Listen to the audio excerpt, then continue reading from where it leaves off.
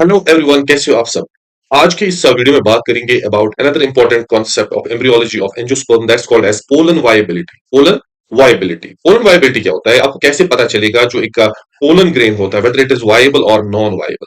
If it is able to form a pollen tube, if it is able to form a pollen tube, you can say that this pollen grain is viable. ठीक है, so it is the ability of a pollen grain to germinate and to produce pollen tube. ठीक है, तो अगर मैं आपको pollen grains दूंगा, दो पोलन ग्रेन्स दूंगा और मैं बोलूंगा कि इनमें से कौन सा पोलन ग्रेन वायबल है और कौन सा पोलन ग्रेन नॉन वायबल है, आपको सिर्फ चेक करना है कि इनमें से कौन सा पोलन ग्रेन जो है वो पोलन ट्यूब बना सकता है। जो पोलन ट्यूब बनाएगा उसे हम कहेंगे वायबल पोलन ग्रेन, और जो पोलन ग्रेन पोलन ट्यूब नहीं बनाएगा उसे हम कहेंगे नॉन वायबल पोलन ग्रेन। ठीक है, तो यहां पर आप देखिए इस एंटर से पोलन ग्रेन निकला and this pollen grain falls on the stigma.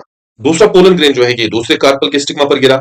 पहला वाला जो पोलन ग्रेन है it formed the pollen tube, we can say that this pollen grain is viable. और दूसरा जो है it didn't form the pollen tube, हम कहेंगे कि ये जो पोलन ग्रेन है it is non viable.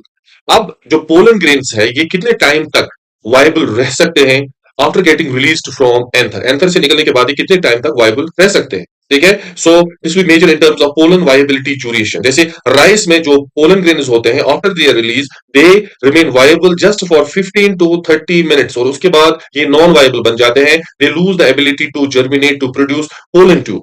Wheat में अगर देखेंगे तो 15 मिनट से लेकर 2 आवर्स तक pollen grains remain viable. Date palm में these pollen grains can remain viable up to 6 months. So ये वेरी करता है from species to species.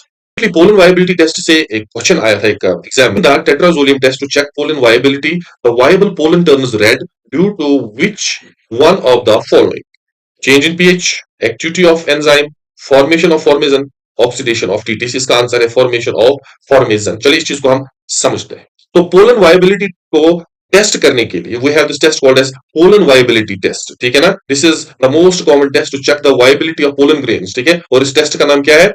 Tetrazolium test. Tetrazolium test ऐसा टेस्ट होता है जिससे हम पोलन वायबिलिटी को चेक कर सकते हैं। We can see whether pollen grain is viable और नॉन वायबल।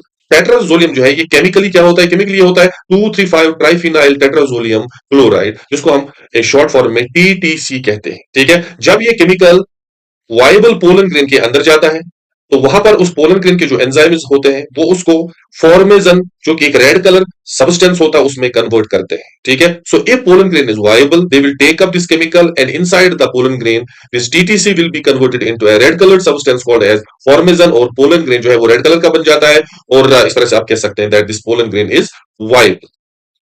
तो यहां पर आप देखिए मैंने एक बीकर लिया है और इस बीकर में मैंने केमिकल लिया है। कौन सा केमिकल? टीटीसी लिया है, और इसमें मैं पोलन ग्रेन डालूंगा टू चेक देयर वायबिलिटी। ठीक है, नाम ग्रेन जो है अब इस टेस्ट ट्यूब के अंदर है, और यहां पर देखिए 3 पोलन ग्रेन जो है वो रेड बन गई। इसका मतलब ये जो 3 पोलन ग्रेन है दे आर वायबल, और बाकी 2 जिन्होंने अपना कलर चेंज नहीं किया, जिनका कलर चेंज नहीं हुआ, वो है non viable pollen grain. They are non viable pollen grains. ठीक है, they are non viable pollen grains क्योंकि उनमें वो एंजाइम्स नहीं होते हैं जो कि टीटीसी को कन्वर्ट कर सकते हैं इनटू फॉर्मेजन।